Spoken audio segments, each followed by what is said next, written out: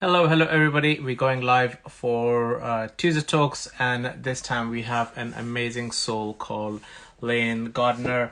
Now, she is an award-winning art educator, and this is a first for Tuesday Talks. A singer-songwriter and also a non-profit entrepreneur who utilizes the power of music and creativity to facilitate healing and growth in individual and communities also. Very interesting to find that out myself, and I will see what we can, how that works, and what Lane is doing for people to support that. Hello, Lane. How are you doing? I'm great. How are you? I'm great, great. Thank you very much. Thank you for hopping on to Tuesday Talks, and thank you for your time. My pleasure. It's an honor to be here with you today. I've done a short introduction for you already, but you're the best person to do your own introduction and do justice. So I'm going to hand the mic over to you to let us know who you are, what you do, and why do you do it? That's the ultimate question. I am happy to jump in and tell you. Lane Gardner, obviously, and I'm a singer-songwriter, an arts educator, and the president and founder of Thread, which is a therapeutic arts nonprofit organization. And what that is we help individuals and communities who are suffering from trauma to be able to transform those difficult experiences into powerful original works of art, mainly music and songwriting. And we help those people to discover the shared threads that they all have, right? We all have difficult experiences, and even though we're experiencing them in our own way, oftentimes our experiences are very similar. And so we're able to have a collaborative experience where we're all working to create something original and something powerful that helps to transform these things into a beautiful work of art. And then on the other side of that, not only does that help the people who are in our workshops feel better and are experiencing creativity and healing and connection, but these original songs are meant to be shared in wider circles so that we can help to create conversation around mental health and trauma, and also to help to destigmatize mental health right now, which is something that we're really experiencing and feeling a lot, especially in this period of time. Wow, that's amazing. And so the question would be, why are you doing this? So is there some story behind it? Yes, of course there is. We often teach what we have to learn, right? So I had a really tough childhood. I had a very traumatic childhood. Part of the time that of my growing up was actually spent in a religious cult. So that was really tough for me. And so I ended up finding my way to the arts as a young person. And, I went to the local community theater, I was taking voice lessons, and ultimately that was at first a bit of an escape for me from the tough situation that I was in. And in the arts, it's a very safe community. It's a very supportive community. It's a judgment-free zone. And so I was really able to, start to cultivate a lot of my talents as a young person. And I think those experiences really saved my life at an early age. And so I went on to become actually a professional singer-actor for many years, and sort of traveled around the country and played a million different roles. And when I wasn't performing, I started teaching after school arts, music programs at elementary schools, and began to start to develop, workshops and classes. And, the essence of what I was always trying to do was to help myself and help other people feel better through creative expression, through connecting in this creative way in these arts programs. And so, ultimately that led me through, my life of sort of really discovering that was one of my biggest passions, was using the arts in this very helpful, supportive way that allowed people to, not only feel better, but also create something amazing with the tough stuff that they've been through. And so there's a lot of other pieces of the story which we can dive into over the course of the interview, but ultimately it led me to start this nonprofit, to sort of expand the reach, because I was working with young people a lot for many, many years, and really wanted to move and to start, working with adults and the communities that really need this kind of work. And so that's, sort of, I think the why of it is that the arts have helped me in my life time and time and time and time again. And over the course of all the years that I've worked with other people, I've seen the magnificent transformation that is possible when you use creative expression as a way to feel better and to heal and to connect with other people. I love this story, and what I'm also hearing in this as well is, that you use the creative arts and the arts side of things, not just to escape, which normally everybody, they do, right? So you have a hard day or something, like you crank up your music, or you end up binge watching your favorite TV show, or you start doing something which is to do with that, and you thinking of an escape, right? So like, okay, close everything down, and I'm gonna Yeah. just concentrate here. So instead of, it's just not that escape, it's to grow yourself with the creative arts of that, that art, that particular is. I'm thinking of myself coming from a music background, and that's how I'm looking at it. Because I had a rough childhood for a short period of time where I didn't get along with my dad, and that was a rough period that happened, and that was me then diving into music. So I'm heavily into my music, and I suppose that kind of fueled a bit more. But I used it as an escape. But in that escape, I actually grew and became a much better person than what I am now. And I 100% agree. The arts community is supportive. There's no judgment, and you bring yourself in. There's always learning. There's always growth. You can make as many mistakes as you want, because in that environment you are learning. You are allowed to be yourself. And you obviously now starting that non-profit thread. It's such an amazing organization. So how long has that been going? So Thread is actually a pretty new organization. We started it at the end of 2018. And up until that point, my husband and I had been running a music education company for about 20 years. And we were serving young people in schools, special needs schools, private schools, youth center, underserved youth, and we were bringing this kind of programming to young people. But we had a complete turning point. We had already sort of been talking about this idea of expanding the work that we were doing to communities that, adult communities that really needed, some innovative supports, right? And so we had this extraordinary experience. We were invited to work with the students of Marjorie Stoneman Douglas High School at Parkland, Florida, just a few short months after the horrendous mass shooting that happened at their school. Mm-hmm.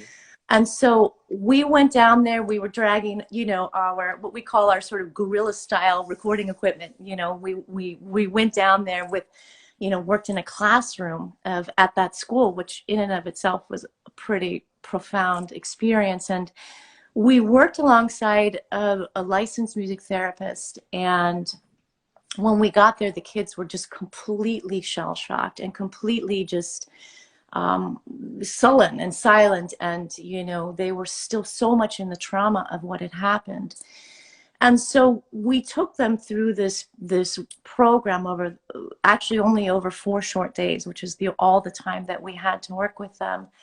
And the transformation that we saw happen with them was so profound. From the first day that we saw them, where they literally were like jumping out of their skins at any sound that they heard. There was very much these traumatic, PTSD experiences that they were all in, to over the course of the days that they went through this creative and collaborative process, they were literally at the end, and they were presenting their song to the other kids that were in this program with them.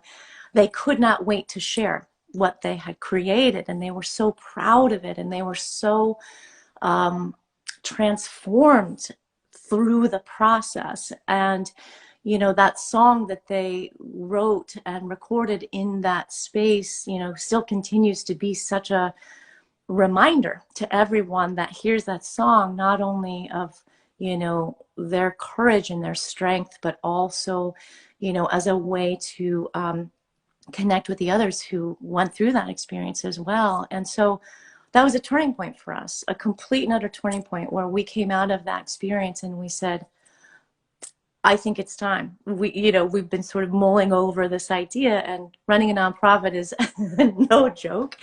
It is not for the faint of heart. It's so much work. So we were trying to see, like, is this the right thing to do? And so, after that experience, we were like, absolutely. This work is so transformational, especially in a crisis scenario. And so we set out to start this nonprofit about 3 years ago. And we've sort of been chugging away at it. And the pandemic has definitely slowed us down. We've learned how to try to do these workshops, programs virtually with collaborative recording software. I mean, the technology is extraordinary. But I think that at this moment in time, we really need to continue to expand what we're doing, because we're all struggling right now, right? I mean, and the longer that we continue to be in this challenging time, the more we need an innovative, accessible, collaborative approach to working through the stuff that's really starting to catch up with us, I think. It's kind of hard to keep sweeping our tough stuff under the rug. We need the support of being together with other people and transforming our difficult experiences into something that's really helpful for all of us. Wow, what a moving story as well, for the school as well. I can just imagine the joy at the end of your 4 day. Although there was a short 4 days, is not not enough. I think you probably would have needed more time to had the actual proper effect. To get the proper substance from it. But 4 days and you've achieved so much. It's an amazing story there to go with already. Um, so what I'm also thinking, when the pandemic hit, obviously you had to do everything virtually, which so you were already on an entrepreneurial journey, so to say, as well, because you're running your non-profit, uh, whilst you were already doing your gigs in terms of music, acting, and all those. How was it difficult to juggle all this when you were performing as well? Well, honestly, I actually stopped performing in theater quite a few years ago. And I can tell you the story about that, actually, which is kind of what led me into songwriting. To your point, I wanted to definitely take a chance to circle back to something that you said that reminded me of my own journey, which was, initially starting out my time in the arts as an escape. And so I did that for many, many years, and I played other people's characters, and I performed other people's stories, in the form of these musicals and plays and shows. But I have to tell you that at a certain point, it started to catch up with me, and it took me a while to understand why. Because when I had my son, and now this is 18 years ago, he's about to turn 18, I I was really caught with an unbelievable amount of trauma that was just sort of coming out of nowhere. And I was having panic attacks. I was having, this sort of irrational fear of leaving him even for a couple of minutes. And I think what I was going through was a lot of my early trauma was getting re-triggered by being a new mom. And so, could I keep him safe? Could I, shield him from all the crazy stuff that I grew up with? And so what I realized was that, I had to figure out how to get it together. And I thought, well, what do I know? What do I know? And so I then went to songwriting, into music. And the reason why I went into songwriting was that I realized that I needed to start dealing with my own story. I needed to start telling my own story as opposed to playing character somebody else's story, right? And so what that did was it allowed me to sort of transform my escape into the arts to now using the arts as a real healing tool. And so at that point, I was no longer performing, as an actor on the stage and doing shows. But once I started writing my own songs and really started, telling my own stories, I kind of went into another realm of performing, which was, putting my songs out there in the best way that I could. And, so that wasn't the same kind of performing, but it was definitely, a much more fulfilling performing for me, I think, through the transformation that I had gone through. And those songs I think are really helpful, were really helpful for me to kind of get all that stuff from the inside out. And so right now I don't have a ton of time performing, in terms of like juggling, all the stuff that's going on. Like I said, running a nonprofit it is a lot of work, and I'm learning as I go. I'm not a nonprofit expert at all. So, I'm bringing in all the people that know how to do this to help us. So the juggling, I think, is really about, continuing to fill my own creative well right now, in playing music, writing music, raising my children, which is also creative. But I think the juggling also is really, finding out how to continue to find ways to help the people that I'm really passionate about helping. And, the more that I can do that, the more that I'm helping myself and vice versa. But I think that the pandemic has been a real struggle for all of us. Like all of our routines just, they kind of all blew up, right? And all of us are trying to figure out now, like, I don't think it's even so much about putting it back together, what we used to have. It's more about like, what do we build now? So the struggle's real, man. It truly is, you know? I agree there. I agree there 100%. Because I hear a lot of people say when things go back to normal, when things go back to norm, I just go quiet that time a little bit because obviously that's their belief. But for myself, I always say things are now going to go back to norm. This is the new norm. It is you now need to create everything. You've been given those opportunities to create what you need to create. You've been given that time to, when you were saying, I don't have the time to do this. I wish I could do this. I don't have the time. Well, you've been now given that time. Yeah. Yeah, it's not the best of time that you would have wanted, right? But then again, if you want to create something, it always comes at a time when you might not be in a comfortable situation. I don't know, let's say if you wanted to go to a beach, which is far away, you have to wake up very early in the morning to get there, right? And it's not the Yeah, best of the time, right? And you're that's half right. asleep, but you still will get up to get to that destination, right? So, Yeah. and that's how I look at this pandemic. Yes, it's it is unfortunate event, but there are opportunities in this unfortunate event. It just depends on us how we look at it. Do we become a victim of it, or we say, okay, no, it's not going to push me down. I understand all routines are gone. Let's see what we can create now, the new routines, right? So if I'm trapped in home for hours and what can I do, right? Do I wake Yeah. up early? Do I do this? Do I do this? Create new things? I mean, I had taken the opportunity when this happened to me to look within. I wanted to do self growth for a long time. Again, the time wasn't coming in. I would be tired and everything, so I was like, yeah, do it some other time. But I took that time when I was trapped at home. I was able to work from home, but then I was given that back time for travel. I'm not traveling to work anymore. My meetings are done virtually now. So instead of traveling to a meeting for 2 hours, I can just do that in 5 minutes now.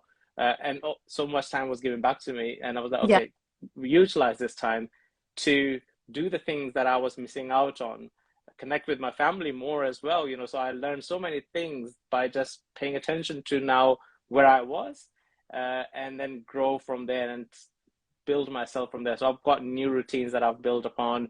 And now that the world is coming back to a sort of normality, is like trying to get back to it. And I'm trying to see, okay, can now the world fit into my routine that I've created myself and is making me move instead of me trying to fit into the world before. Now I'm seeing if the world can fit into what I'm trying to do. With that in mind, did you create some sort of routines which are working for you, or you just take as the day comes along, or is this a ritual that is it a morning, evening, or night ritual that you follow? Well, to your point, like I feel like the routines that I had up until this pandemic time were if I look back at it now, they were pretty rigid, and maybe not as nice to myself as I could have been, and I think for those of us who sort of grew up with a lot of trauma, I think a lot of that is a bit of like a survival mechanism that you have just from early age. You try to control things that you can control, right? And there's a sort of like hypervigilance about your world, and so I think that pre-COVID, I think that my my schedule was like too rigid and too busy and too, I was always pushing myself too hard, there was always something that I wanted to do, create, build. And I just kind of, I think I kind of, pushed so hard that it made me almost feel like it wasn't fun anymore, like, because it was just like a bit of a drag. I've got to do this thing again. But I didn't see it as, something that I could change. It was just like a habitual thing. So the pandemic sort of, blew all that up. And so one of the things that I feel like I'm doing at the moment is I'm approaching my day with like a spirit of curiosity and a spirit of trying something different, even just one thing every day, and seeing how that can like break me out of maybe what isn't working for me. And I might not be realizing it. So that's been my approach over the last months, I would say, is like, okay, instead of, whatever, doing my workout first thing in the morning, maybe I do it in the afternoon, or instead of eating whatever for lunch, I'm going to try something different, or I'm going to, whatever, I'm going to put 2 hours worth of work in instead of 4. And what does that look like? Did that work? Did that not work? Did that feel better? And so I'm sort of like, I think I'm sort of hosting like a bit of like an assessment, on my entire life at the moment. And what I'm finding, frankly, is that I'm a lot more joyful than I was before. I don't think I have it figured out yet, but I find that there's something about that curiosity that's kind of making me feel more joyful. And like the way that a kid is really curious about things, like maybe my own inner children are like, we're psyched that you're willing to try something new and not be such a stick in the mud about everything. um, so I'll let you know if I find out, any good routines that come out of it. But at the moment, I'm actually having a great time doing that, and it does give me a little bit of anxiety sometimes, like trying to break out of like routines, because it's just, those were kind of like safety nets, um, but it is being replaced by more fun and more joy, and sort of this feeling that like the only person who really gets to define your day is you. We may think, I mean, yes, of course, when you're if you're going into a job and you're putting in the hours that you have to put in, but even I think in the midst of that, like, can there be a curiosity to say, well, what can I do to change it up a little bit? How can I get a little bit more of the things that I want, that I need? And so I think that that's the main thing I've learned, is like, I actually have a lot more power in terms of my own days, in terms of my own fulfillment than I realized. So that's good. I love that. I love that. And what you touched upon there quite a few times is that you are testing. So you're testing the boundaries of your own growth. So you're testing your comfort zone. That's what I'm hearing. Pretty much you're trying to push the comfort zone and saying, oh, how does that feel? Okay, yeah, Mhm. this feels all right. Shall I continue it? Or once I continue, right, it's time to grow again, because that's the feeling you get, right? It's time to grow again. Can I change this routine and see what happens? Because a lot of time, I mean, pre-COVID situation, everybody was following a rigid, routine, and because you wake up, you go to work, you do this and this time and this time and this time, and then, as the end of the day, you're still getting ready for the next day now. So you're never actually switching it off. And now, I mean, for myself, what I found was I used to give myself some quiet space quite often, which then when the work got busier and busier, kind of went away. And then this pandemic, I brought that back again, and I gave myself that me time in terms of giving some myself quiet space. So not stickler for meditation, but what I did was it was a quiet space with my music playing in the dark room. So it's just me and the music, and then what with that happened to me was I just run through the day. How is the day going? And that kind of gave me a sense of control. You mentioned there that we're trying to control things which are non-controllable, right? And we have to let it go because we can't really control it. So the only way I thought, that could happen was me just going through the day. And when I go through the day, I'm just accepting it, right? This could have done different. Now I'm looking back into it, right? Because I reacted to the time what I thought was best, right? So it's kind of that acceptance was there, because a lot of times what I find is that people do not accept what has just happened, right? So, regrets that come from that place is because you haven't accepted the result which is in front of you. And the results are happening every day just because of the decisions you've taken, I don't know, 2 days ago, 3 days ago, 5 years ago, right? That's what is coming up to you in front of you today. That's what it is. But you just have to put it together to see where was this triggered to start that journey, and you've just stumbled across it now and you just noticed it, and that's why it's in front of you. So I'm a firm believer of nothing happens for coincidence. There are coincidences, but a lot of time there has been something that you've triggered. There's a turning point that you've taken, you've made a decision, and now what you're experiencing is a result of that. Now, nobody's perfect, neither am I. So we always gonna, make mistakes. We always gonna, if we weren't making mistakes, we wouldn't be learning, right? So there was a time when I used to play a lot of games, and you use the analogy for games, right? So every time you are playing those games, you are making those mistakes. You are being killed by the baddies on the games, and then you're coming back again because now you've learned, and now you know how to dodge them, and so forth, and you level up, and then it becomes difficult and difficult. Same applies to ourselves now, and that's what we tend to be doing. But what happens is, because we forget to look at ourselves every day. We are looking at every time we're looking at just outside, what's happening outside, why, what's this, instead of just looking at ourselves and saying, okay, that's happened today, how does that make me feel? Why am I feeling this way? Why am I reacting that way? We shouldn't be reacting, because a lot of things are going on also as well, because we are reacting to situation. If we are taking informed decisions, or we are being acceptance of how the days are going, we wouldn't be reacting to it, because sooner or later it's either going to be a left turning or a right turning on the road you're on, right? So Yeah. if there'll be a turning at the end of this road, you're not going to react. You already know, I'm going to turn left or I'm going to turn right, wherever that destination is leading you. And that's all it is. So it's about that journey, to enjoy that journey of what you're on, which leads me to check with you when you are doing your creative, I don't know if is it called creative therapy to Yeah, like for your clients. workshops. Yeah, Yeah. so creative hmm workshops. Yeah. What so how does that work for your students or clients, for say? So basically, we set up a situation where we have a teaching artist and a licensed music therapist that are both facilitating the workshop.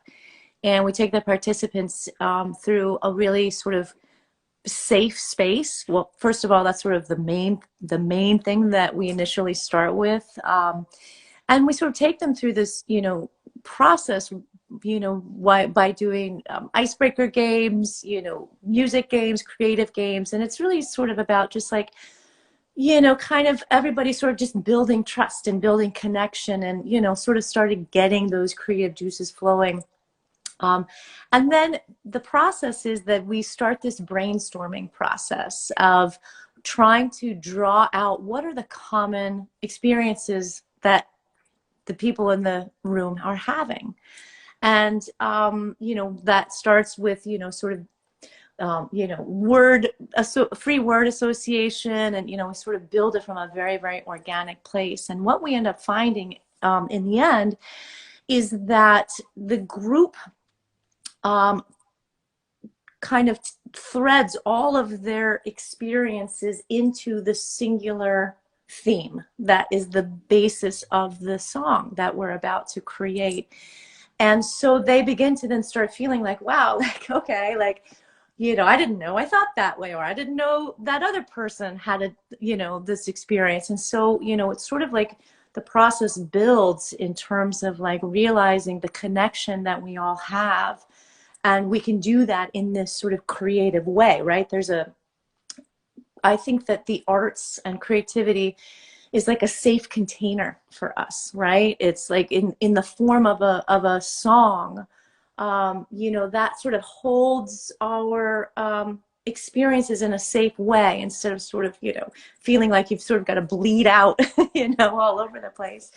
And then what happens once they sort of identify this shared experience that they really want to talk about is we begin to start to show them how to transform or, transform those feelings into a sound, into a rhythm, into a rhyme, into, these elements of music. So, for example, a participant might, identify, okay, like I have a lot of anger about this thing that we're talking about, and I can create this really awesome drum beat that expresses my anger, or another person, whatever, this thing, brings me a lot of joy. And so I can, play the egg shaker, and like, so we create all these different layers of emotion that are, turned into sound, turned into the elements of creating a piece of art, this song. And the cool thing is that the workshops are really, really designed for people who actually don't think that they're creative, because I think that a lot of times when you say creativity, people get intimidated by that. They're like, no, I can't possibly do that, or that would terrify me, And so the way that I've developed it over the last, 20, 30 years is really accessible for, we sort of really help each person to sort of find what we call their sort of comfort zone in the process. So not everybody's going to be the singer, right? Not everybody's comfortable using their voice in that way. But another person might be really psyched to create, like beautiful poetry. That is the lyrics of the song. Or like I said, another person might be like, I could totally, take over this drum track and I can really make this. And so what happens is everybody starts to get skin in the game. They see their experiences, their feelings getting added to this mix of this thing that's emerging, this live piece of music that's starting to become something. And so that's when it starts to get really exciting for people, because they see that the experience of sharing what you're going through with other people isn't scary as they thought it was. It could actually be not only supportive and helpful, but it could be transformed into something that you didn't know you could do before, right? And so what happens is over the course of the workshops that we do, the song just starts to emerge, and we're producing it behind the scenes before each session and kind of putting the tracks that we recorded in each of the sessions, and so that each time they come back, they're hearing the results of their creative expression. And so ultimately, it becomes this fully produced, professionally produced piece of art and song that they can hold on to and say, listen. So I believe we were just talking about the journey of your students or clients, where you were explaining, the actual journey and how the creative process will take them through to find that creative um, journey of coming along and having that creative material from that pain that have shared. I was going to say there's a common.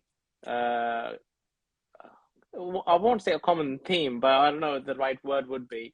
But there are commonalities that we all share, right? We just don't know it because we don't talk about it quite a lot, and we just always think that um, no, it's only me who's going through this. I don't think anybody else will understand. You know, they might. I'm the one who's suffering this a lot more than anybody else, right? But it was amazing to hear that journey to go through, and what it did you did answer, and I had that question already in my mind because when what happens if the person is not creative at all? It's not creative by is not able they're not able to do any like write musically, tone deaf, I don't know, uh, Yeah. all those possibilities. How does that work then? Well, I've never experienced that, and I because I don't actually think that that is possible. I have taught for over 30 years, and I have taught hundreds and hundreds of kids and adults, and I've never ever had the experience that somebody can't do anything. Even if it's like I was saying, like even if it's like play the shaker, play the little shaker as a track, like but I think that more than that, I think it's like the fact that the person is in the process with the other people and they are going through that creative experience and that connection and that healing process, and so they're contributing even if they're not like their exact words don't end up in the song. They're a part of that brainstorming process that is really guiding the essence of the whole project. One of the virtual programs that we did at the very beginning of COVID, one of the participants was kind of exactly what you're describing, like, oh, I can't, really can't do anything, and was very much a part of the the brainstorming process and putting all the threads of our experiences together. But she was like, I'm tone deaf, I'm whatever. And so she definitely was the person who was, contributing some rhythm instruments and hand percussion. But I will tell you that as we neared the end of the recording process, she said to me, I wanted to try to sing on this. And I don't know if I can, but if you can help me, is there a way that I can at least get my voice on this? Like, she's like, I've such an, investment in this project. This project's been so helpful to me. And so we worked for, like 30 minutes, 45 minutes via Zoom, doing a vocal coaching via Zoom. And then she was able to add these vocals, and they're like the backing vocals that are combined with other people's vocals. So she didn't have to have that sort of like anxiety of like, I'm the featured singer, but she was able to contribute something that really meant something to her in a way, and we were able to produce it and put it all together in a way that she's in there, and you can hear her, but she didn't have to feel like, oh my God, I'm not a singer, I'm not creative. um, so I think that's really the essence of it. Is it's the journey, it's the process, and it's contributing your sort of creative, I don't know what the right word is, but your essence, right? Or your creative voice, which doesn't necessarily mean your vocal cords, right? Um, and that's really, I think, what makes these pieces so powerful, because they are created by people who are coming from different, sort of like backgrounds, but they are finding these commonalities. And, that's the reason why Thread is called Thread. Our organization is the common threads. What's common between us, even though we're so different. And to be able to weave those all together into something that's new and powerful and helpful and connective, I think that it's, we're onto something here, and it's something that's innovative and new in terms of, mental health, right? Like traditional talk therapy is not for everybody. A lot of people, I think, get intimidated by this idea of having to go and talk by themselves to somebody, digging up their painful experiences. Support groups are not for everybody, right? So this idea of these workshops where we use the arts as this safe container, we use the process as this very sort of connective, cathartic, collaborative experience. People can go through the process of healing, but not feel like it's this painful digging up your guts kind of thing. It's fun and it's cathartic and it's helpful, and then you have this thing on the other side of it to say, like, that's mine. I have this thing to remind myself of my courage and my strength and my healing process, and I can listen to that, and that can help me on a day that maybe I'm feeling really down. And then I can share that with my family or my colleagues or whomever, and I can create a conversation about my process, my journey with making this, and that can help to create conversation about mental health. That can help us destigmatize mental health.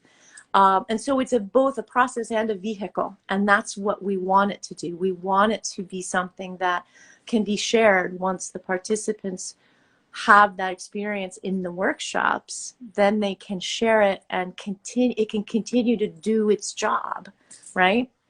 I love this and the whole process of and the journey actually is such an amazing, because when you were telling the actual process of how it's done, because I'm very my mind works with the videos and pictures and everything, so I'm already like placing in how it looks like and everything, so I can see. And obviously the name thread of the organization is so rightly put as well, because you are threading everyone's emotions of that particular I'll use, let's say, a particular word, for example, because yeah, we have attachments to particular words and sayings. So what does it make you feel, and somebody will be joyful, somebody will be sad, somebody will be angry. So we are threading all that together and see what comes at the end, and putting it all together to creatively create something, whether that's musically a song, or just a beat from someone's, then it's coming from the heart. At the end is the end result, where you are able to take that away with you. And I love that the story you shared about that lady that was saying, I'm tone deaf, I can't do this, I'm not too sure if it's gonna work or not, but she wanted to put her voice on it at the end, right? So I Yeah, was like, she did. wow. Yeah. So person is like, I don't think I am the one, but now I want to have a voice on it. So Yes, it's amazing. So how that person got opened up because of this, right? that's right. Yeah. And I think, like I said earlier, everybody, when you go through the process, everybody starts to get skin in the game. Everybody is really feeling so compelled to be as invested in the project as possible, because they're being seen, they're being heard, they're being valued, they're being witnessed for everything that they are, right? And so when you are in an experience like that, you feel safe enough, you feel supported enough to dip your toe into something that maybe is you would never have done in the past, right? Because the process of this creative expression and sharing our stories, it allows each person to really be valued in a way that maybe they've never experienced before, and that in and of itself is a life changer for so many people. So many of us have had so many experiences in our life where we weren't seen or heard or witnessed for who we really are, right? And that's a big part of this experience as well, you know? I love this. That's such an amazing concept, and obviously you've been getting, it's been working for you and your students. So the general question would be, how long are the sessions? Is there a set time or set number of sessions? What's the an average journey like? So a lot of it depends on the project that we're working on. It could be, we try not to do it any less than 6 2-hour sessions, and that's working pretty fast, and so one of the things I think is hard with everybody's busy lives is it's hard sometimes to get, a huge commitment from people, right? Because, everybody's got a ton of stuff going on. Um, those are sort of the shortest programs that we run, which are, 6 to 8 weeks, where people are joining together for 2 hours at a time. And from start to finish, that is the very beginning of coming together and getting to know each other, to the time when we're at the end, we host what we call a listening celebration, where everybody listens to the final produced song, and we have a bit of a talk back about it, and everybody sort of, shares their experiences. And we also, I should mention this, we also run a therapeutic study with our workshops as well. So our music therapist is designing a study that goes with each program that allows for us to, measure goals that we set for the participants. So for example, one of the virtual ones that we did showed a 60% reduction in anxiety alone over the course of the process and the project.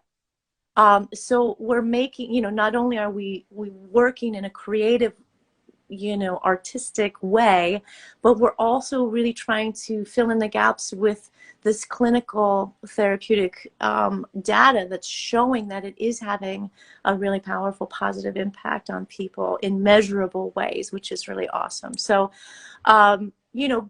the other thing is that this work can also be sort of long term, right? Like you could set these projects where you're finishing a song in maybe a couple of months, but then you can keep going with another project, right? So I think a lot of it has to do with the organization that we're working with, the group of people that we're working with. Like, fortunately and unfortunately, this work is so needed right now. Like, we all are struggling in our own ways. And so I think that the ways in which we can adapt the work to fit the organization and the groups and the communities that we're working with, I think is one of our greatest strengths, because we're not all cookie cutters, right? And so to be able to have the flexibility of the amount of sessions or the length of sessions is really great. But the process is always the same, which is the end result is this awesome,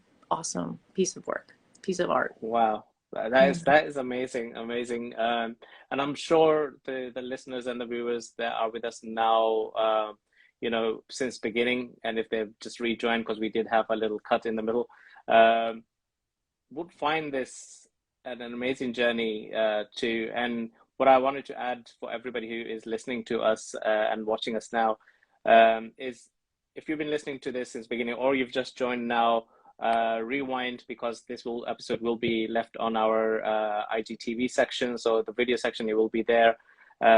If you found it inspiring, there is a light bulb moment within you, or something just lit up inside you whilst you were listening. Now it's our duty to share this episode with whoever that popped in your mind. I'm sure there was somebody that popped in your mind. So it's our duty to share this with someone. So we shouldn't keep the inspirations or creativity with us only. We should share it with others. So because we do not know who just have woken up or gone to bed thinking of a better tomorrow, right? So it's our duty to share this episode with everybody if there has been an inspiration moment for you, or that you had a light bulb moment. I wanted to say thank you very much, Lane, for popping on here, and thank you very much for your time. We should be wrapping this up. And what would you like to say, final words for people to inspire with? I would say the thing that's really been on my mind lately, especially as this pandemic sort of wears on and we're feeling the, just the long-term impact of being in this situation. We're feeling it to our mental health. We're feeling it to our daily routines. All of it is, I think, just, you're not alone. We're all going through stuff, I've had my deep, deep challenges over the last couple of, 18 months, 2 years. Really had to dig deep and get support as well. And so I guess I just want to say it, that I'm in the same boat with everyone. We're all in this together, and whatever, is challenging and difficult, to not feel like you're the only one. because we're in tough times right now and we need each other. We need the connection and we need the support more than ever. Definitely, I would agree with that 100%. So everybody just reach out. So if people want to reach out to you, what's the best way they can reach out to you? So I have two websites. The first one is just my personal website, lanegardner.com. And then the other one is our nonprofit, which is Thread Connects, Connects, like connection, connects, threadconnects.org. So through either of those websites, you can find me. You can email me through those websites. Find us on Instagram, on Facebook, on LinkedIn. We're on all the sites. If you just Google me, or if you Google Thread Connects, you'll find us there. So we'd love to connect with more and more people. Amazing. So I'm sure you've inspired quite a few people who have been tuning in live, and once this has been left on IGTV to be replayed again, so a lot of people will view that again. So I would like to say thank you very much again for your time, and thank you very much, and have a Merry Christmas and a Happy New Year. Likewise, it's been great being with you. Thanks so much for the opportunity. Have a great holiday. You too. Bye bye. Bye bye.